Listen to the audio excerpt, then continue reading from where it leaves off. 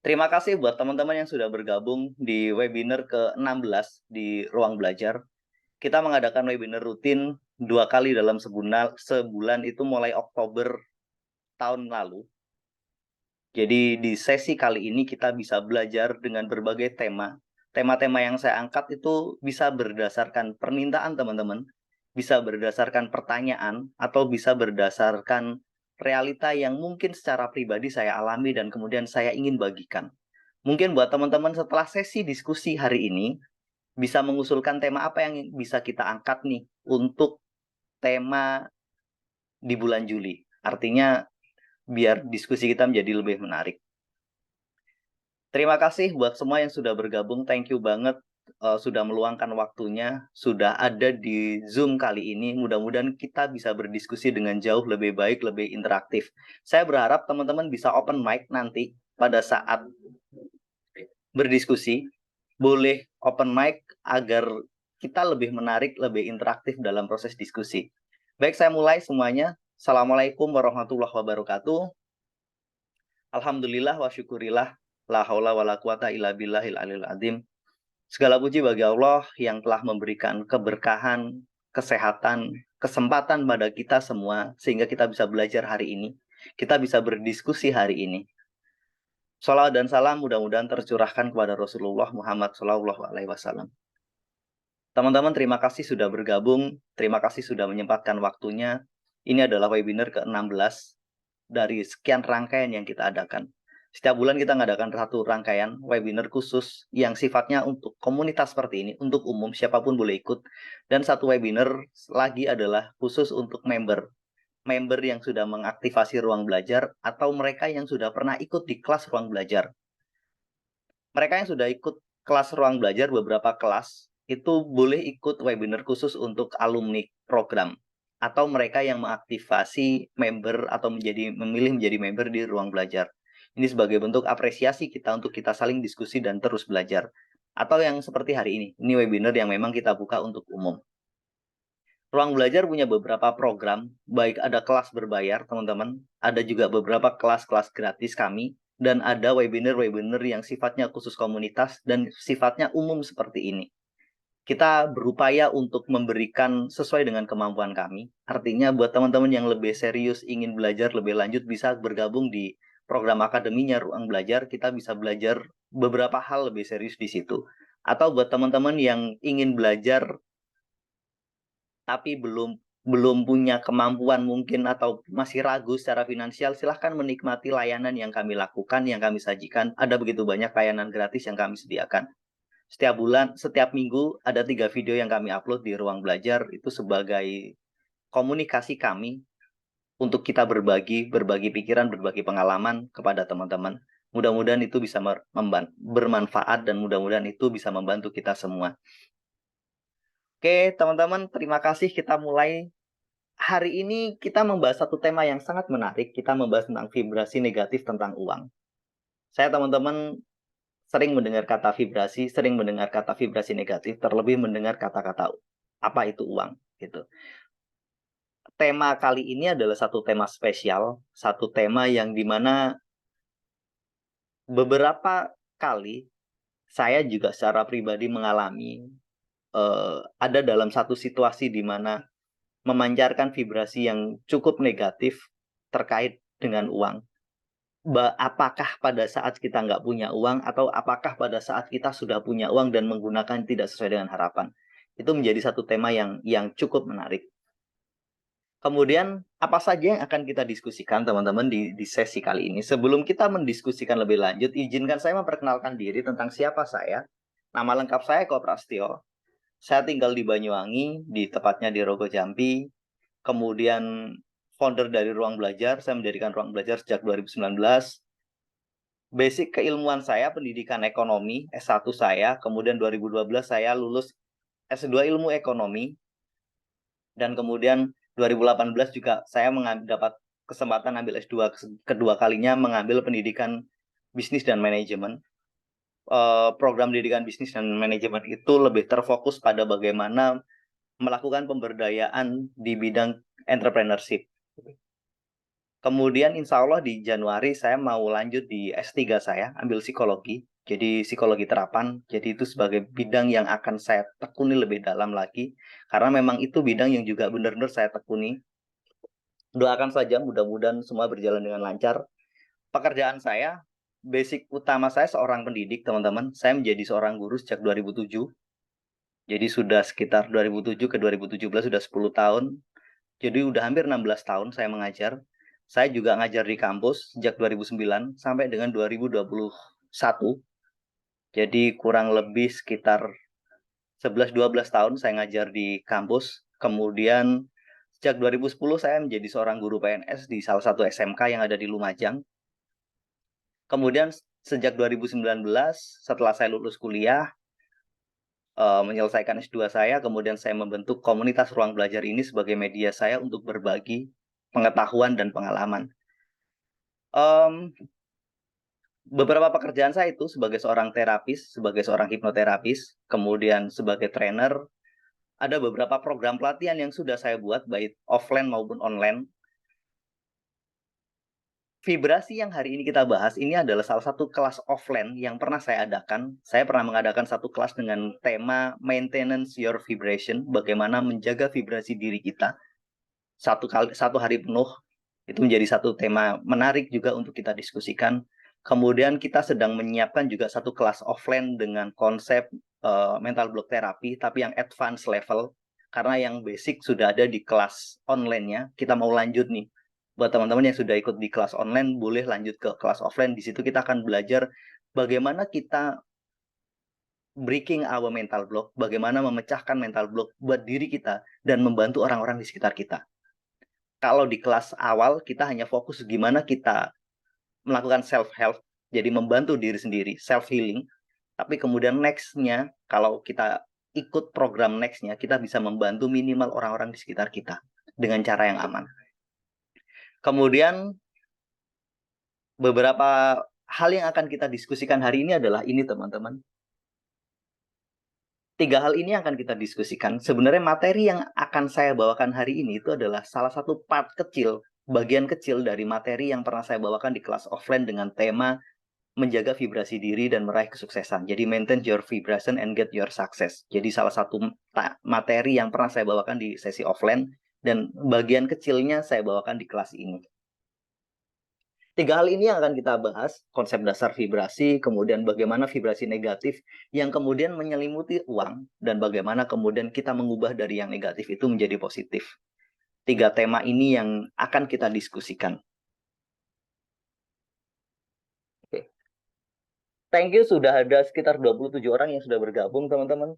Makasih sudah bergabung. Sebelum saya lanjut dulu, saya ingin sedikit melihat dulu di kolom komentar. Thank you sudah bergabung.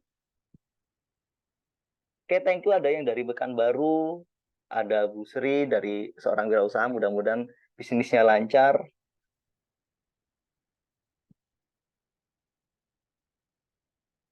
Oke, benar. Saya lagi ada di tempat yang agak berbeda dari biasanya, teman-teman. Saya baru pindah rumah seminggu yang lalu. Ini masih nata semuanya. Jadi ada pertanyaan kok gelap, bener. Kita masih jujur masih baru nata. Dan banyak hal yang masih harus saya perbaiki di rumah baru saya, alhamdulillah.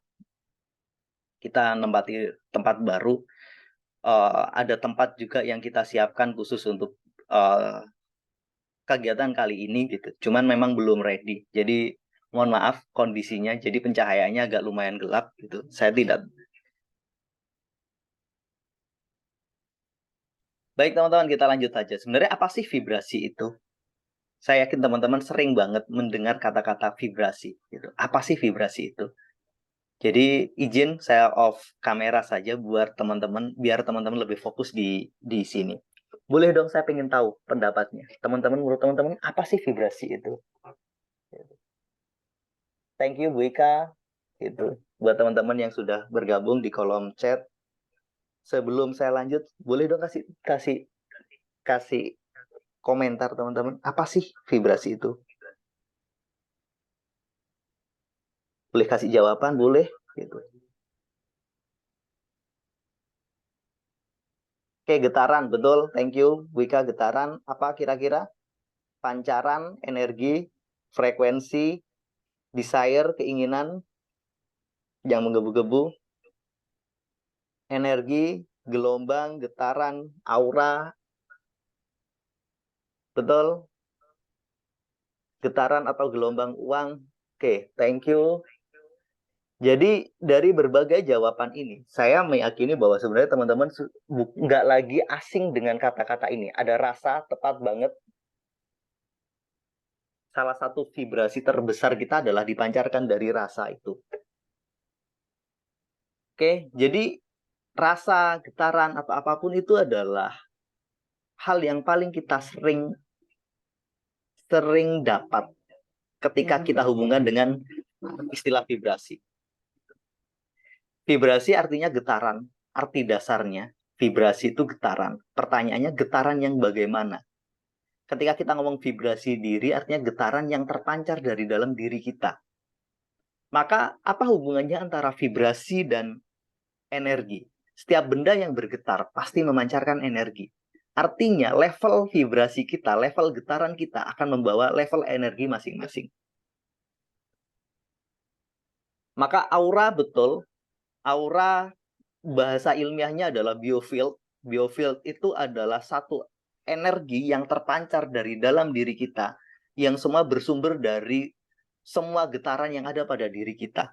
Teman-teman, ada beberapa jurnal yang saya baca yang sangat menarik tentang biofield, bahwa manusia itu memancarkan sekitar 11 macam jenis biofield, jenis energi, mulai dari panas, dingin, dan sejenisnya, yang itu yang melingkupi kita, yang itu kemudian kita punya nama lain, namanya vibrasi juga. Jadi ada beberapa jurnal menarik yang pernah saya baca tentang riset-riset yang terkait dengan biofield itu. Maka karena benda yang bergetar itu menghasilkan energi, maka kita dapat mengartikan bahwa vibrasi adalah energi. Kenapa vibrasi adalah energi? Ya karena memang semua yang bergetar pasti menghasilkan sebuah energi. Maka pancaran terbesar dari vibrasi diri, salah satu sumbernya adalah emosi kita, teman-teman. Pancaran terbesarnya. Ketika kita lagi grogi nih, tiba-tiba ngeblank, tiba-tiba ragu, maka itu pengaruhnya terhadap pancaran diri kita sangat berbeda. Orang yang yakin dan percaya diri, dari cara jalannya saja sudah berbeda dengan mereka yang lagi ragu. Ekspresi tubuhnya berbeda. Maka emosi yang ada pada kita, rasa, yang tadi ada yang menyebutkan rasa, itu adalah salah satu bentuk sumber energi terbesar diri. Salah satunya. Maka terkait dengan vibrasi, vibrasi adalah getaran, kita sering juga mendengarkan istilah frekuensi. Frekuensi itu apa? Kalau makna fisikanya bahwa jumlah getaran yang tercipta dalam satu detik. Semakin banyak getarannya berarti semakin tinggi frekuensinya. Artinya, jika vibrasi adalah getaran dan getaran adalah energi, maka frekuensi akan menggambarkan tentang level vibrasi, level energi. Maka kita akan sering ngomong, nggak sefrekuensi. Nggak sefrekuensi itu punya dua makna. Kita yang lebih tinggi atau mereka yang lebih rendah. Ketika dua orang yang nggak dalam satu frekuensi bertemu, ya nggak akan nyambung. Maka ketika kadang kita sering mengatakan orang kaya sombong, sebenarnya bukan sombong, karena kita nggak sefrekuensi aja. Akhirnya apapun yang dilakukan oleh orang kaya, kadang kita anggap sebagai sebuah kesombongan. Walaupun memang bisa jadi ada yang benar-benar sombong. Artinya nggak selalu sombong, juga nggak selalu enggak. Ketika kita bertemu dengan orang dengan level frekuensi, level vibrasi yang sama atau sefrekuensi, kita itu nyaman. Kita itu sangat enak. Maka ada kemungkinan jika teman-teman naik nih level frekuensinya, level vibrasinya naik dari level A katakanlah ke yang lebih tinggi, ada kemungkinan teman-teman itu akan meninggalkan teman-teman nongkrong kita, akan meninggalkan komunitas kita. Kita akan bertemu dengan komunitas baru, kita akan bertemu dengan lingkungan baru. Itu adalah efek alami karena kenaikan level vibrasi diri kita. Jadi sangat mungkin kita akan bergeser, kita akan berpindah. Karena perpindahan itu terjadi secara alami. Kalau bekerja gimana?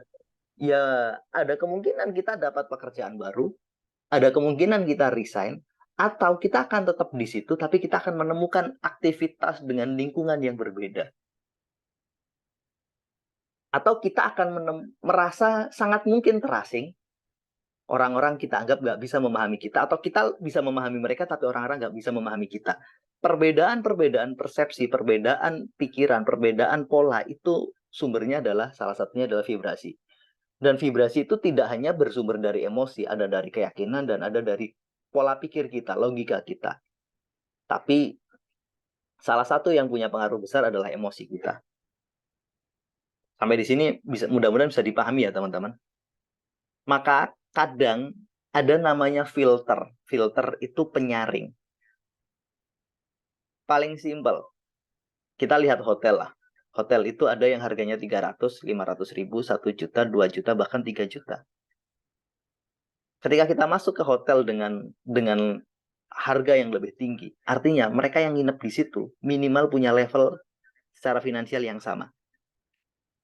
Ketika ngobrol, kenalan dengan orang baru di titik itu, kemungkinan kita akan punya level frekuensi finansial yang mirip, atau pengalaman yang bisa didiskusikan yang sama persis. Tapi ketika sangat random, beda jauh, maka suasananya akan berbeda. Jadi ketika kita ingin naik level vibrasi, kita butuh mencoba experience baru untuk naik level. Tapi dengan cara yang bijak. Kalau nggak bijak, bahaya teman-teman.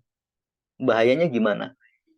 Kita belum punya kemampuan finansial ke level itu, tapi nekat masuk ke situ dengan cara hutang. Misalkan staycation pay later. Itu nggak bijak namanya.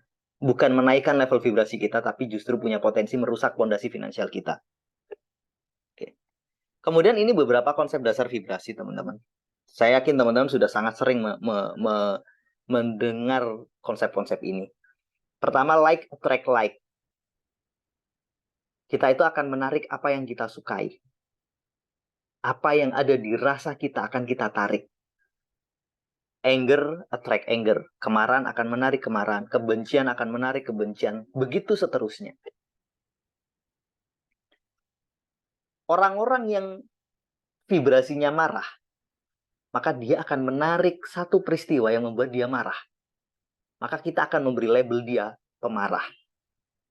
Bukan karena dia ingin marah, karena energi kemarahan tadi akan menciptakan, akan menarik satu kondisi, orang, situasi, peristiwa yang membuat dia marah. Atau dia yang dimarahi. Ini seperti ini. Misal nih, paling simpel contoh. Mereka yang merasa tidak berharga lagi, menganggap, saya itu nggak bisa, maka akan menciptakan satu situasi di mana dia akan direndahkan. Di satu komunitas direndahkan, di komunitas berikutnya direndahkan, ketemu bahkan di rumah juga direndahkan. Nggak dianggap. Karena konsepnya ini. Apa yang kita pancarkan, vibrasikan akan menarik. Yang kedua, vibration resonate. Teman-teman konsep resonansi bisa paham kan ya? Peristiwa ikut bergetarnya sebuah benda kebetulan karena benda lain yang bergetar. Karena mereka sefrekuensi. Jadi kayak gitar, kayak apa, ya semuanya ikut bergetar. Resonans. Ketika kita berada di orang yang sangat bahagia, di sekitar orang-orang yang sangat bahagia, kita juga akan ikut merasakan kebahagiaannya, walaupun kita nggak ngerti apa itu.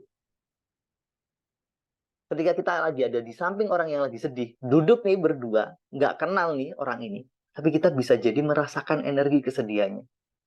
Maka atau kalau kita mendengarkan seorang penyanyi, kadang kita akan merasakan feel yang dirasakan sang penyanyi tadi. Energinya nyampe nih. Maka inilah resonance. Jadi getaran kita akan terresonansi dan ditangkap oleh orang lain. Dan orang lain sama-sama ikut merasakan. Sama-sama ikut bergetar. Bisa jadi ada yang nangis bareng atau apapun kayak gitu. Saya masih ingat misalkan beberapa waktu yang lalu yang lagi viral teman-teman, Putri siapa yang dapat di American Got Talent yang dapat Golden Buzzer itu. Saya melihat orang-orang yang ada di situ ikut menangis mendengar dia bernyanyi dan sebagainya karena memang feel-nya, rasa yang dia bawa itu benar-benar sampai dan kita nangkep dan kita ikut merasakannya. Tanpa sadar, saya membaca beberapa komentar itu ada yang nangis dan sebagainya. Dan kebetulan saya juga merasakan hal yang sama. Inilah resonansi. Yang berikutnya adalah vibrasi project reality. Apa yang kita vibrasikan akan menciptakan realitanya. Kayak teman-teman pakai proyektor, apa yang ada di laptop kemudian akan tampil di luar sana. Jadi sebenarnya realita di luar kita itu cermin vibrasi diri kita. Yang terakhir adalah think, create, think. Pikiran kita akan menciptakan bendanya. Teman-teman ingin masak sate misalkan, atau ingin masak nasi goreng. Awalnya ada di pikiran dulu, kemudian kita berimajinasi, kemudian kita melakukan satu eksekusi tindakan, dan akhirnya benda, yakni nasi goreng. Atau teman-teman lagi mikir, aduh, pingin banget ya nasi goreng, tiba-tiba diajak teman, ayo makan nasi goreng. Jadi apa yang kita pikirkan punya kemungkinan untuk menciptakan bendanya. Pendek kata, apapun konsep ini, 4 hal ini sama teman-teman. Ini punya makna yang sama. Hubungannya dengan uang apa? Getaran yang teman-teman bawa pada saat nerima uang, ngeluarkan uang, pegang uang, itu akan itu tadi. Kalau pegang uang dengan vibrasi rasa bersalah, penyesalan, maka penyesalan akan menarik penyesalan lagi. Akhirnya apa? Tercipta repetisi. Pertama, pegang uang 2 juta, mau beli barang, salah ambil keputusan, salah pilih, dibohongin orang. Besok beli apa lagi, salah. Terus ada kesalahan-kesalahan berulang, karena konsepnya like, attract like. Kemudian guilty, attract guilty. Jadi akan merepetisi itu semua. Kalau teman-teman berkumpul dengan orang-orang yang vibrasinya desire, serakah, atau greedy, ada di sini, maka akan terresonansi kita. Kita akan sama-sama ikut, tiba-tiba ikut belanja, tiba-tiba ikut ini, tiba-tiba ikut ke sana. Jadi teman-teman kita beli apa, kita tertarik untuk ikut. Semuanya nongkrong di kafe A, kita juga ingin nongkrong ke kafe A. Jadi apa yang dilakukan oleh lingkungan kita akan ikut. Itu resonance, efeknya.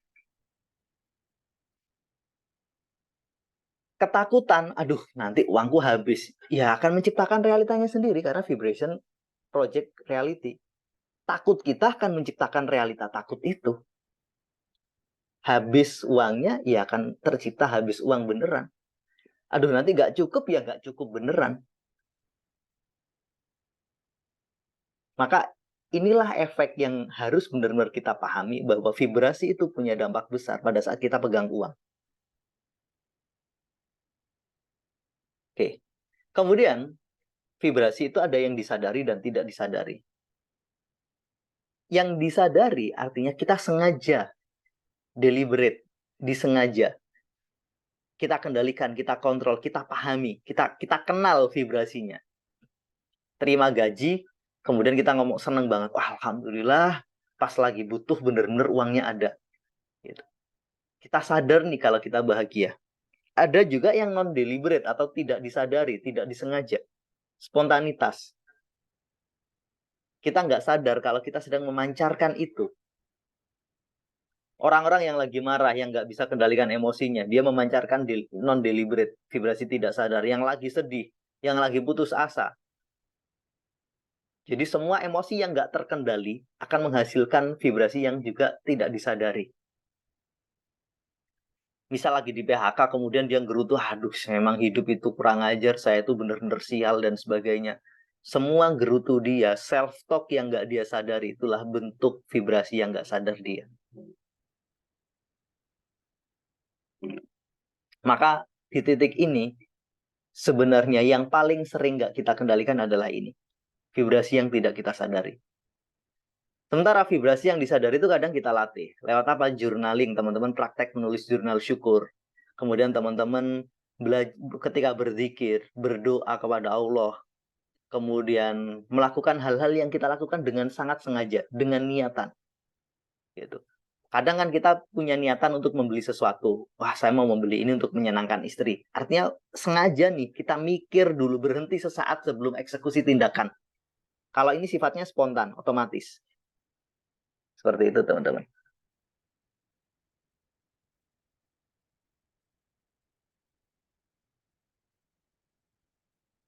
Oke. Saya cek di kolom komentar, bener banget ada yang menyatakan manut gerubyuk. Betul, itu resonance istilahnya, konsep yang kita diskusikan tadi. Bahwa lingkungan kita ya, kita akan ke bawah nih. Ketika kita masuk di sebuah lingkungan, teman-teman, pilihannya itu kita mempengaruhi mereka atau kita dipengaruhi. Dua hal itu yang mungkin. Atau sama-sama stuck. Saya nggak mempengaruhi mereka dan mereka juga nggak mempengaruhi saya. Ya udah berjalan sendiri-sendiri aja. Kayak air dan minyak. Nggak bisa satu.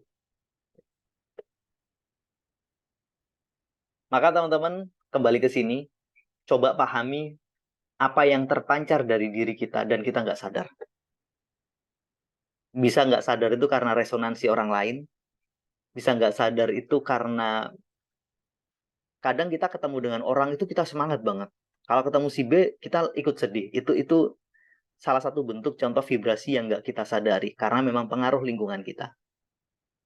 Oke, sekarang kita geser ke uang, teman-teman. Pertama ini, saya bahas satu-satu dulu. Setelah itu kita boleh diskusi nih. Sampai di sini. Guilty itu kan rasa bersalah, teman-teman. Jadi kadang rasa bersalah itu mengikuti aktivitas kita pada saat mengelola uang. Jadi rasa bersalah yang kemudian menyertai keluar atau masuknya uang. Contoh nih, masuknya uang kita sesali. Salah satu bentuknya bisa karena tindakan kita yang negatif, kemudian kita sadar, kita mendapatkan uangnya dengan menipu, mungkin merugikan orang lain, atau manipulatif. Akhirnya setelah perjalanan lama, kita kejebak dengan penyesalan. Atau kita punya dua pilihan, pilih A atau pilih B misalkan. Kemudian ya sudahlah, saya ambil pekerjaan A saja. Ternyata proyek A ini menghasilkan katakanlah 10 juta nih. Sementara proyek B yang dikerjakan oleh teman kita menghasilkan 100 juta. Kemudian kita nyesel, aduh tahu gitu saya ambil B tuh. Ini vibrasi penyesalan yang kita bawa pada saat uang masuk. Kalau ini yang terjadi, maka apapun keputusan kita akan punya potensi terrepetisi. Kalau guilty money ini sangat kuat, rasa sesal itu kuat, maka setiap keputusan finansial yang kita buat, yang terkait dengan mungkin memilih pekerjaan, mengambil proyek, atau bentuk-bentuk yang lainnya yang terkait dengan uang masuk, kita punya potensi akan sering menyesal. Karena konsepnya terrepetisi. Coba teman-teman pahami. Ada nggak yang seperti itu? Mungkin punya, tahu gitu saya ambil produk A nih, ternyata laris nih. Yang saya ambil nggak, ya laris sih, tapi nggak selaris yang A. Ini kan guilty money yang hadir pada saat kita ambil keputusan yang punya potensi membawa uang masuk. Ada yang mengalami kayak gitu, teman-teman? Atau yang kedua, penyesalan yang muncul pada saat mengeluarkan uang. Lagi jalan-jalan, tiba-tiba beli sesuatu. Setelah beli, bawa pulang ke rumah. Ngapain ya? Dulu saya beli ini. Kayaknya saya nggak butuh deh. Hanya gara-gara iklan akhirnya ikut-ikutan. Kalau nggak, teman-teman lagi pesen semuanya, kemudian kita ikut juga. Semua lagi beli roti, saya ikut. Atau beli sesuatu lah. Saya pernah kayak gitu. Lagi Oh, nya eta tah. izin dulu saya mood. Saya pernah seperti itu. Kebetulan beberapa teman saya beli teko. Saya kayak tertarik, kayak murah, ya udahlah beli juga. Nyampe di rumah, ngapain ya saya beli? Nah, ini ada di situasi kita itu menyesal setelah mengeluarkan uang.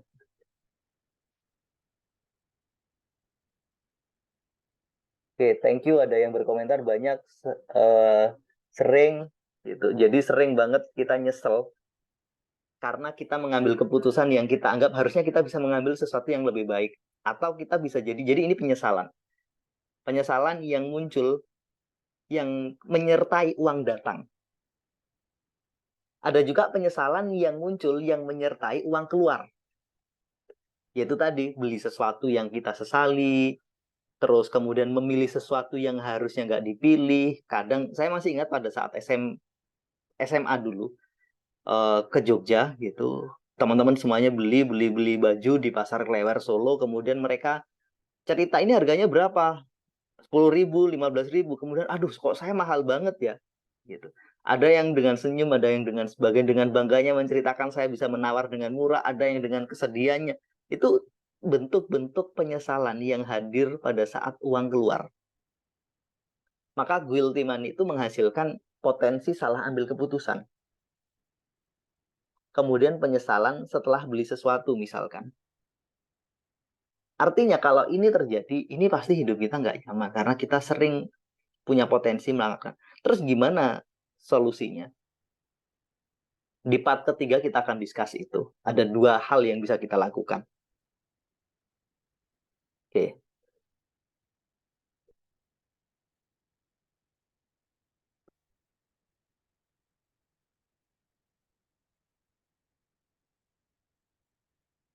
Jadi buat teman-teman yang pernah mengalami itu, kira-kira apa yang paling sering disesali? Kita pahami, oh ternyata saya melakukan ini. Dan kalau sudah terlanjur kayak gitu, pesan saya satu, accept dan terima. Jangan salahkan diri sendiri. Semakin kita menyalahkan diri sendiri, semakin kita menyesal. Itu nggak semakin menyembuhkan, tapi semakin menyakiti. Banyak orang kadang uangnya nggak jelas lari kemana, hanya untuk hal-hal yang juga nggak penting kayak gitu. Jadi itu teman-teman. Yang kedua teman-teman, vibrasi negatif yang punya potensi menyertai uang kita adalah fear, rasa takut. Rasa takut yang hinggap ketika memegang uang atau yang berhubungan dengan uang. Bisa jadi takut habis. Ini punya potensi pada saat kita mengeluarkan uang. Bisa jadi takut nggak cukup. Bisa jadi karena takut kekurangan. Atau takut nggak punya uang.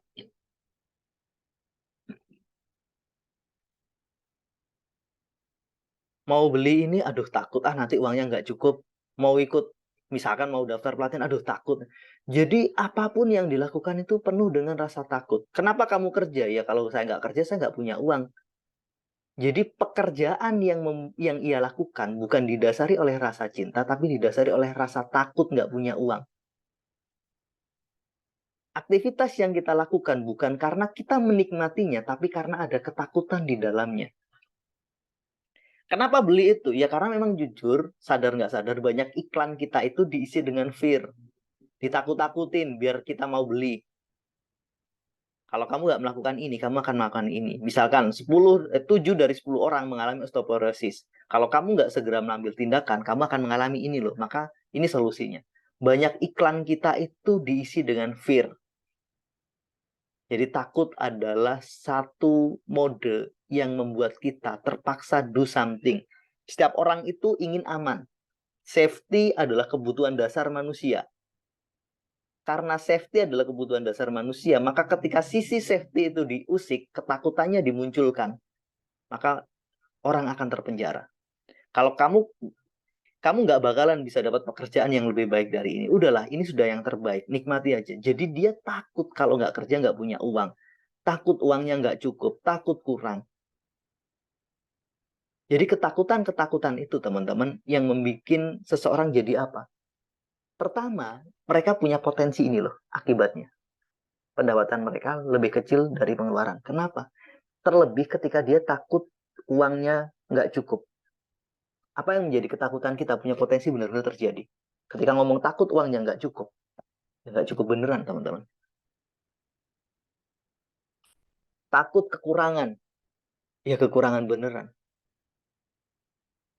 Saya udah terlanjur kerja di sini Pak dan saya nyaman gitu. Saya nggak berani keluar karena takut nggak, belum tentu saya bisa dapat pekerjaan yang lebih baik. Ya sudah, ketakutan itu akan memenjara kita.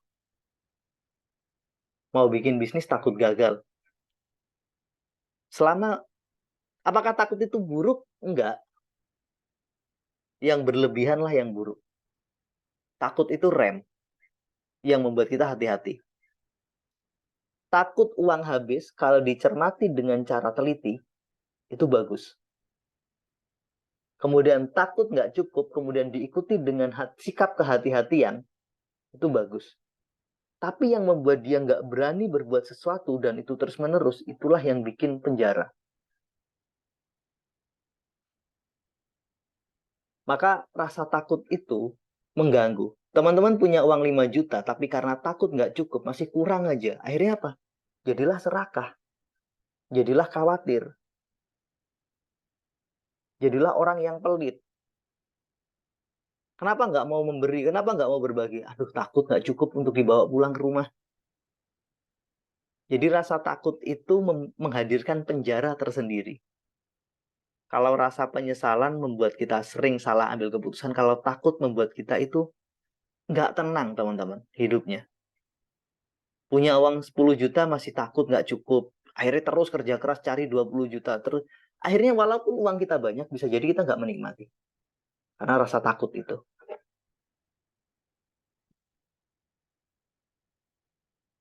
Kemudian keserakahan. Serakah itu menghadirkan satu sikap di mana kita itu selalu merasa kurang. Maka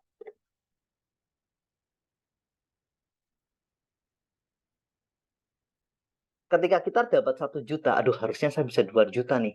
Ketika kita dapat 10 juta, harusnya saya bisa 20 juta. Terus seperti itu. Tapi orang-orang serakah punya potensi untuk cepat kaya daripada orang takut. Takut itu kadang sangat berhati-hati, nggak berani ambil resiko, nggak berani keluar dari zona nyaman dia. Sementara orang serakah itu, wah, punya semangat yang sangat besar. Saking semangatnya, efek negatifnya adalah dia tidak bisa menikmati apa yang dia miliki.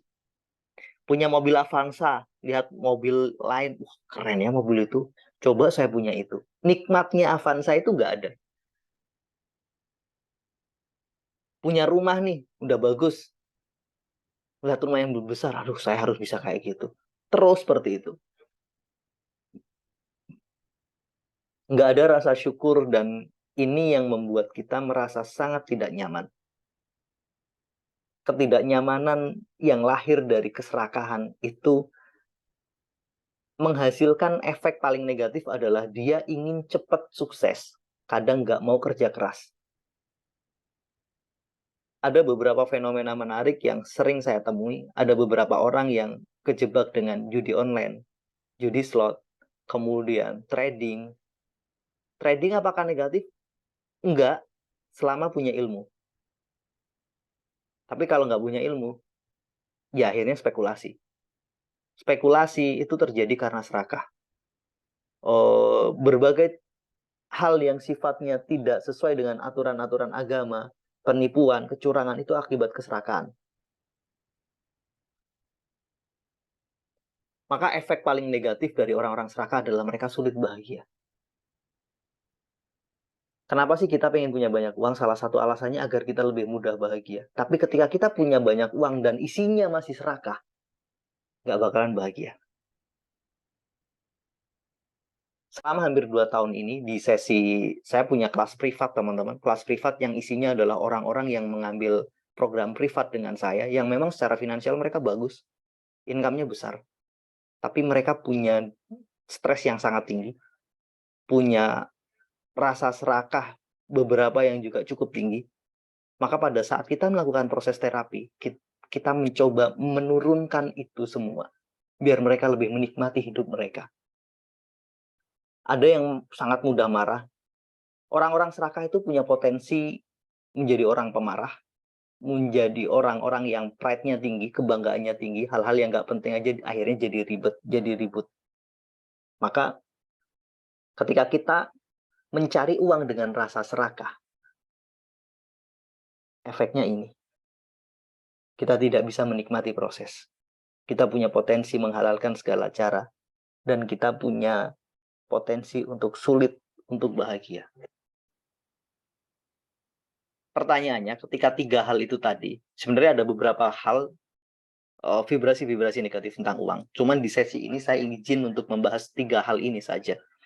Dari rasa bersalah tadi yang saya sampaikan, kemudian ada fear, ketakutan, dan kemudian serakah. Kalau kebetulan salah satu itu ada dan sangat kuat, apakah manusia nggak boleh serakah, nggak punya keinginan? Pasti punya. Serakah ada potensi, Anda pasti punya potensi serakah. Tapi pertanyaannya, bisakah kita mengendalikan? Apakah kita nggak punya rasa takut? Pasti, wajar. Rasa takut itu memang ada di diri kita, tapi yang berlebihan yang bermasalah. Rasa bersalah itu apakah baik?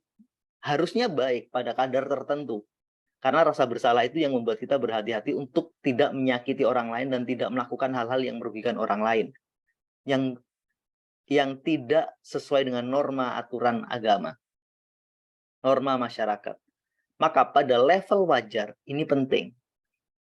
Artinya sebenarnya ketika kita belajar tentang konsep mindfulness, konsep emosi negatif dan positif itu nggak ada. Yang ada adalah emosi yang menyulitkan, yang merusak.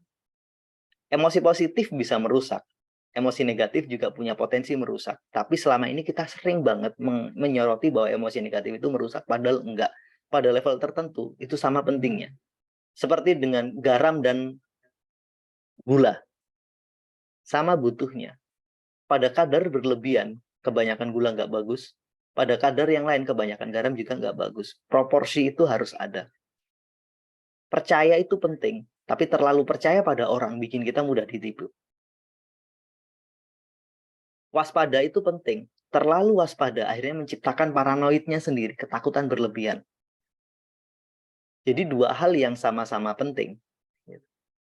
Jadi emosi positif dan negatif dalam diri kita sebenarnya menurut saya pribadi semuanya adalah netral. Selama vibrasi itu mampu kita kendalikan, emosi-emosi itu mampu kita kendalikan, kita akan sampai pada level yang jauh lebih tinggi sehingga semuanya jadi netral, neutrality. Oke teman-teman, mungkin sampai di sini ada pertanyaan dulu. Silakan, boleh open mic atau boleh di kolom chat. Atau ada yang punya pengalaman. Dari 3 itu, kira-kira apa yang paling sering teman-teman alami? Fear kah? Takut nggak punya uang atau apapun? Atau serakah kah? Gitu. Atau apa? Boleh dong di sini. Rasa takut itu kadang bikin kita mengeluarkan uang itu dengan sangat nggak nyaman, teman-teman. Contoh nih, punya uang cuma 10.000. Harus dikeluarkan 10.000. Itu rasanya berat banget mengeluarkan rasa takut. Karena kita takut, aduh nanti dapat uang lagi dari mana gitu. Silakan teman-teman, boleh berkomentar.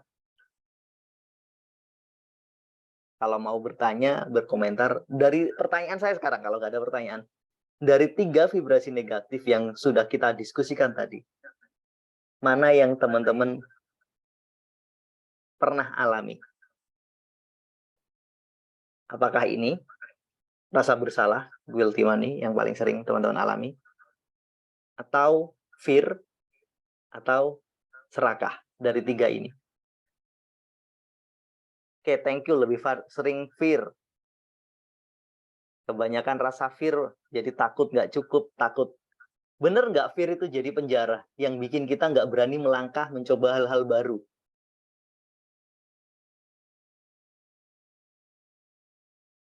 Satu rasa bersalah, dan duanya takut. Thank you.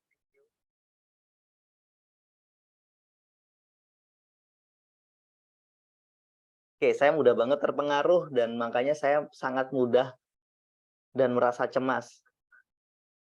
Sering merasa cemas dan takut, ya wajar. Jadi yang penting kita kenali dulu guilty money. Buat teman-teman yang mengalami guilty money, apakah benar mengalami peristiwa berulang, mengambil keputusan-keputusan salah? Gitu. Pak Alif dulu, atau Mas Alif, thank you. Silahkan, boleh mungkin dijawab gitu pertanyaan saya. Ya, Pak Eko. Yuk. Jadi saya memang kenapa menuliskan guilty money, Pak, ya gitu. Jadi saya nih pengalaman saya sampai sekarang ini berasa ya gitu loh. Ya. Jadi ketika tahun 2012 lah ya gitu, di saat karir saya juga di bisnis saya juga lagi bagus Pak ya gitu loh. Ya klien-klien saya juga lagi potensial semua berdatangan. Income saya pun juga pada saat itu sedang beranjak naik ya gitu. Ya, beranjak naik dari bisnis saya gitu loh ya kan. Nah di saat itu juga saya mendapatkan tawaran untuk jadi manajer sales manager perusahaan kontraktor gitu loh. Which itu adalah owner klien saya juga gitu loh ya. Yeah. Di saat itu saya juga diberikan salary ya gitu loh ya kan. Salary-nya sih tidak sebesar dari income bisnis saya gitu loh ya kan. Nah pada saat itu karena pengalaman saya juga masih terbatas ya, sehingga saya terima tawaran itu gitu loh ya. Berjalan dengan normal, berjalan dengan baik pada saat itu, di mana waktu itu saya punya double income ya gitu loh ya. Nah setelah sekian lama, akhirnya saya merasa karir saya di dunia sales di perusahaan tersebut juga tidak sebaik sebelumnya, dan bisnis saya pun juga tidak secemerlang sebelumnya gitu, karena saya harus mengerjakan dua proyek yang berbeda, yang sebenarnya proyeknya nggak ada masalah gitu Pak ya gitu loh ya kan. Cuman di saat-saat di saat-saat tahun berjalan itu kan, kalau kita bicara proyek pengadaan itu kan semakin lama ruangnya semakin kecil ya gitu loh ya kan, karena aturan-aturan dan lainnya gitu loh ya kan. Lalu disitulah saya merasa pergerakan saya ini untuk bisnis pengadaan untuk pengadaan ini terbatas ya gitu. Artinya kita mesti mencari berbagai macam terobosan ya gitu loh. Betul. Alhasil juga tidak seperti hasilnya pun juga berbeda dengan sebelumnya ya gitu loh ya kan. Nah di satu sisi saya juga mengorbankan bisnis saya pada saat itu gitu loh ya kan, yang akhirnya pun juga Nggak omset jalan. bisnis saya pun berjalan berjalan namun berjalan dan berkurang omsetnya gitu loh ya kan. Nah akhirnya saya tahun 2018 saya memutuskan untuk ya resign lah ya gitu loh ya kan.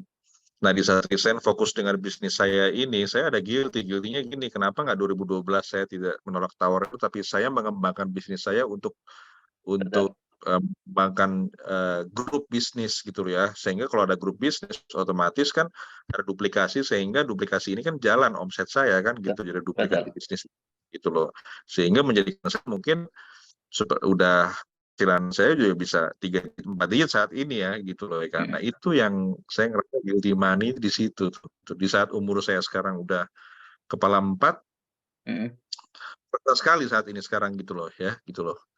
Ya kan, kenapa nggak 2012, 2013 saya di situ pada saat saya lagi berkarir bagus di bisnis saya ini, saya harusnya duplikasikan bisnis saya kepada orang lain supaya orang lain juga mengikuti apa yang saya lakukan dan dia mendapatkan hasil yang sama seperti, sehingga saya mendapatkan grup bisnis ya gitu loh ya kan, omset dan lain sebagainya, passive income dan lain sebagainya, royalti dan sebagainya. Itu yang guilty money saya tuh Pak tuh.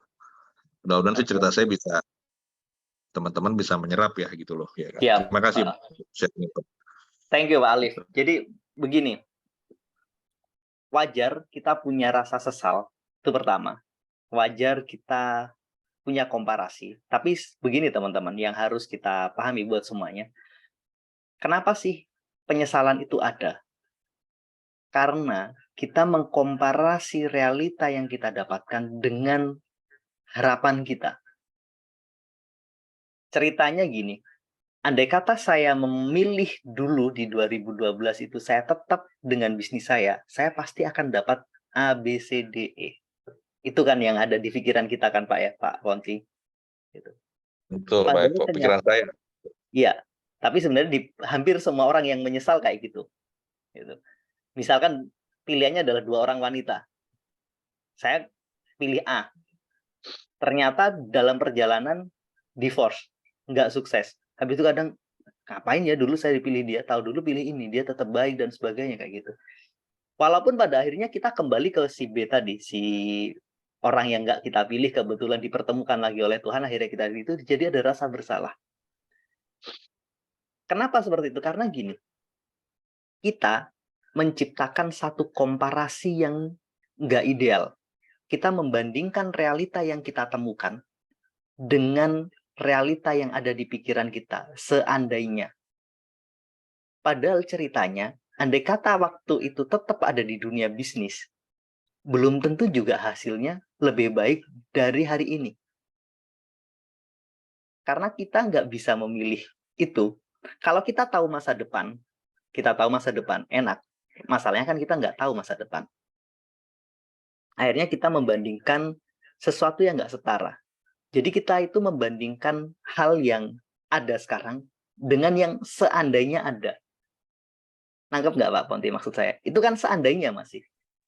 Belum Iya, tentu iya. itu benar-benar terjadi. Karena kita terjebak dengan imajinasi kita sendiri. Kita terjebak dengan pikiran kita sendiri. Seolah-olah itu realita. Padahal tidak. Itu hanya asumsi kita. Jadi membandingkan realita dengan asumsi itu adalah sesuatu yang nggak setara. Sesuatu yang nggak balance. Ini kenyataan, ini asumsi. Udah jauh berbeda. Ibarat timbangan itu udah nggak mungkin bisa dibandingkan. Kan banyak orang ngomong, andai kata kamu milih, misalkan nih 2 orang nih, kita kerja di perusahaan A dan perusahaan B. Tahu gitu saya di perusahaan B ya, kerjanya bagus, gajinya gini, gini, gini.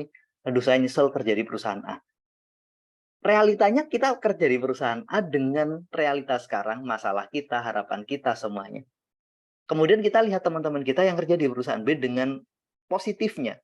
Kita mengkomparasi negatifnya realita kita dengan positifnya orang lain. Itu juga udah nggak seimbang. Apakah ketika kita pilih di B pasti kita akan dapat yang positif kayak gitu? Enggak juga.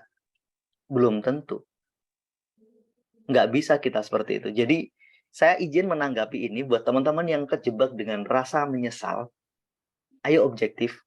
Kita itu hanya membandingkan realita dengan asumsi kita. Belum tentu. Itu mirip kayak gini. Ada 2 jalan. Saya paling enak mengilustrasikan itu mobil. Kita bawa mobil yang remnya blong, Pak. Remnya itu rusak. Ada 2 jalan nih yang mau kita pilih. Kita pilih akhirnya ke kiri.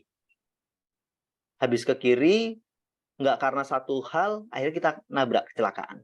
Sementara teman kita yang lewat kanan, sampai di tujuan. Kemudian kita ngomong, tahu gitu saya tadi lewat kanan ya, kalau lagi ini kayak gini. Masalah itu sebenarnya muncul pada saat kita mau berangkat. Kita bawa mobil yang kebetulan remnya bermasalah. Mau lewat jalan manapun, apakah jalan sebelah kiri atau sebelah kanan, kita tuh punya potensi bertemu dengan masalah itu. Kita punya potensi mengalami kecelakaan. Jadi,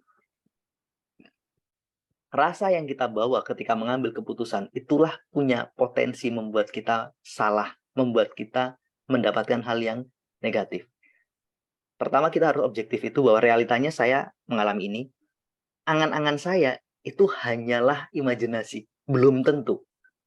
Pertanyaannya, apakah itu pasti terjadi? Belum tentu. Apakah itu sudah terjadi? Tidak. Itu posisinya di mana? Di pikiran kita. Oke. Jadi mudah-mudahan deskripsi yang saya sampaikan ini bisa membantu teman-teman yang mengalami guilty money atau mungkin Pak Alif juga bisa lebih acceptance, lebih bisa nerima bahwa saya itu membandingkan sesuatu yang nggak sebanding.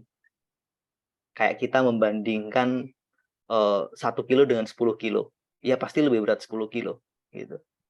Kemudian andai kata nih ada 2 timbangan, satunya 1 kilo nih, yang satunya 10 kilo. Andai kata dulu saya membandingkan dengan yang lainnya, mungkin pasti akan tetap lebih berat yang 1 kilo ini. Padahal enggak, pembandingnya tetap enggak setara. Itu ya Pak Alif, mungkin bisa ditanggapi. Jadi mudah-mudahan bisa membantu kita pakai logika yang jauh lebih jernih, biar kita enggak terjebak dengan logika yang asumtif. Gitu. Baik, Pak Eko. Terima kasih, Pak Eko.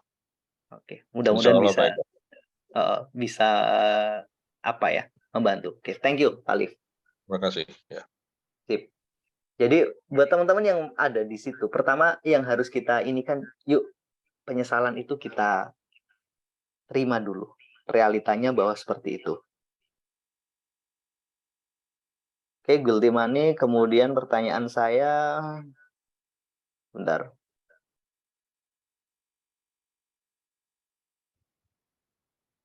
Dia punya kekuasaan dan uang gitu, tapi dia jadi pemarah dan tidak bahagia dan semua orang membencinya gitu. Pertanyaannya, saya Bang gitu, pengalaman ya. Jadi Pak Diki punya bos yang kebetulan pemarah gitu. Pertanyaannya apa ini? Sorry Mas Diki. Semua orang membencinya. Apakah dia tidak bahagia? Pertama kita nggak bisa menilai kehidupan orang itu bahagia dan tidak, karena bahagia itu benar-benar ada di hati orang gitu. Itu pertama. Kalau memang dia pemarah, sulit bahagia, wajar gitu. Karena memang itu sudah hukum alam. Karena nggak terlalu berhubungan sangat signifikan. Uang itu penting, tapi bukan yang terpenting. Itu aja sih. Ada lagi teman-teman? Cukup, kita lanjut. Thank you. Ya, Sip, silakan. Mas Eko. Silakan Pak Intan. Assalamualaikum. Waalaikumsalam warahmatullahi wabarakatuh. Sehat Pak Intan? Sehat Mas Eko. Alhamdulillah. Alhamdulillah sehat. Iya. Selamat Hari Raya Idul Adha Mas Eko. Sama-sama Pak. Taqabbalallahu minna wa minkum. Taqabbal ya karim. Amin. Mas Eko, sedikit yang perlu saya tanyakan. Boleh. Yaitu jujur Mas Eko, sekarang ini saya kan jarang itu loh pegang uang banyak seperti yang dulu.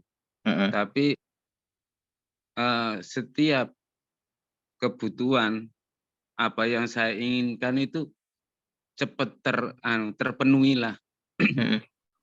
Karena saya berpikiran bahwasanya dunia ini kosong. Yang kita raba, yang kita rasakan itu kan cuma permukaan. Itu kan menurut hukum kuantum itu loh Mas Eko. Betul. Jadi saya yakin bahwasanya semua apa yang saya inginkan, istilahnya di dalam dunia kuantum itu sudah kun fayakun lah. Tinggal, iya. Makanya saya walaupun nggak pegang uang itu merasa kaya. Itu gimana Mas Eko? Gitu model malian. Iya sebenarnya nggak ada masalah sih Pak gitu. Sebenarnya uang itu kan alat bantu untuk memenuhi semua kebutuhan kita. Iya. Itu prinsip dasar. Contoh nih, saya butuh makan, saya butuh beli beras, saya butuh gas. Dan uang adalah alat bantu yang kita pakai untuk memenuhi itu semua. Ketika kita nggak pegang uang dan ternyata semua kebutuhan itu terpenuhi, kan sama saja. Saya pengen beli mobil, saya pengen punya mobil misalkan. Mobil itu kan bisa kita membelinya atau orang memberinya. Betul. Artinya, kalau kita sudah sampai pada titik semua adalah energi, bentuknya apapun, jangan tidak terfokus pada hanya sekedar energi uang. Gitu. Apapun yang saya inginkan dengan izin Allah semua pasti terjadi. Ya sudah Pak, nikmatin saja. Kenapa kita harus bekerja? Bekerja adalah bagian dari kita memberi manfaat pada orang lain. Bekerja adalah bagian dari kita untuk mengumpulkan saldo energi kita. Jadi kita nikmatin. Jadi banyak orang pegang uang tapi belum tentu dia bisa memenuhi semua keinginannya.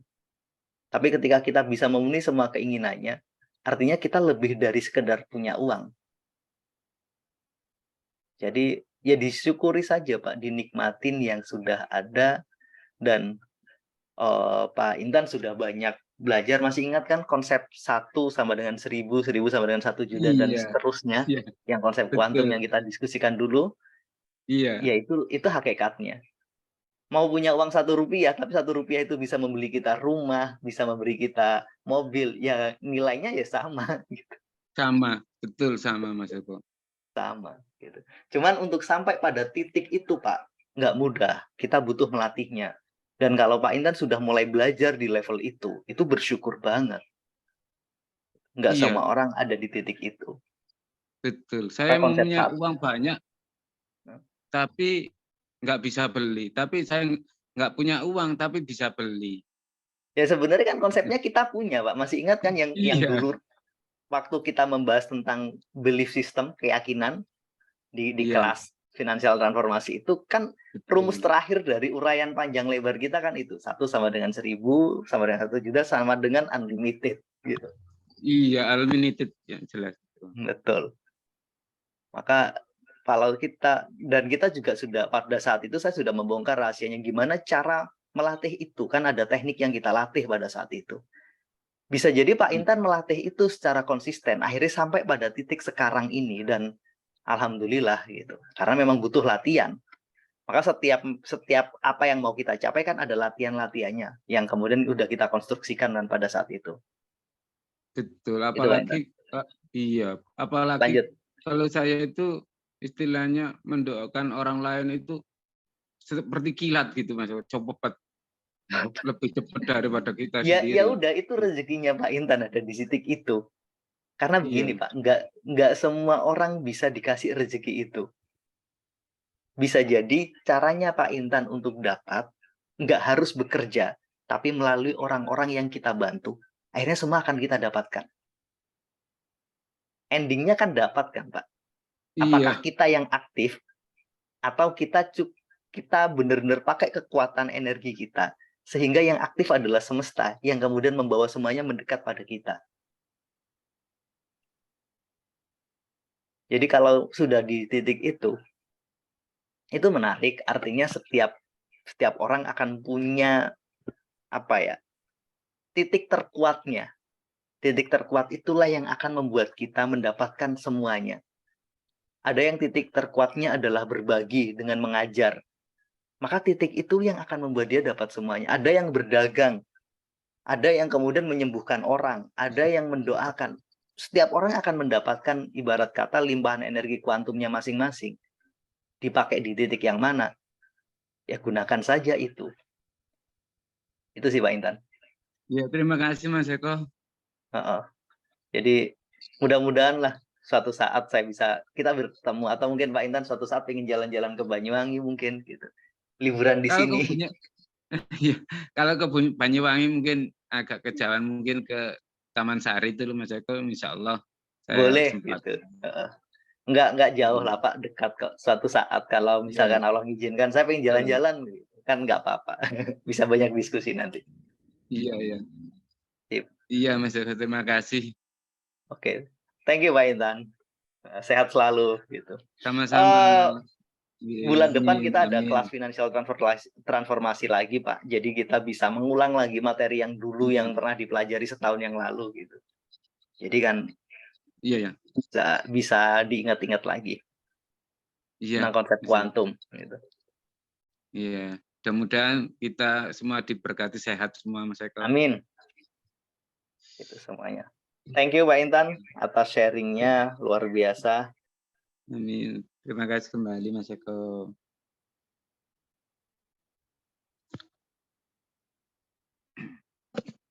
Ini ada yang minta doa Pak Intan. Bu Indah. Ya. Iya. Oke. Atas nama Ada siapa lagi Mas Eko? teman-teman. Kenapa Pak? Atas nama siapa? Bu Indah Pardede itu ada di kolom komentar. Doain kita semua Pak gitu. Ya, insya Allah Dan saya Putri, semua. amin. Amin semuanya. Thank you Pak Intan. Ya, Betul. sama-sama.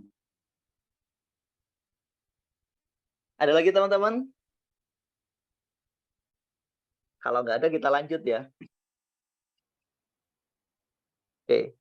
Gimana cara mengatasi itu tadi? Pertama, agar kita terhindar dari rasa takut dan serakah yang berlebihan, kita bersyukur teman-teman. Bersyukur itu adalah konsep dasar yang sangat universal. Semua agama mengajarkan.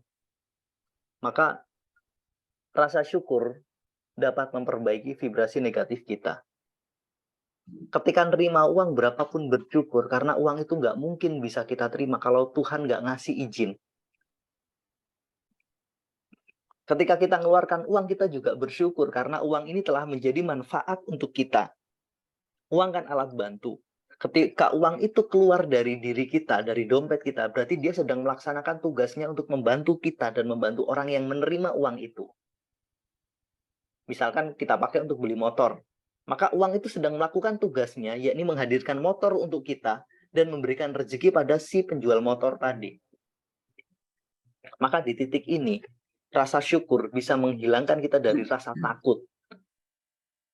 Takut uangnya habis, nggak mungkin uang kita habis.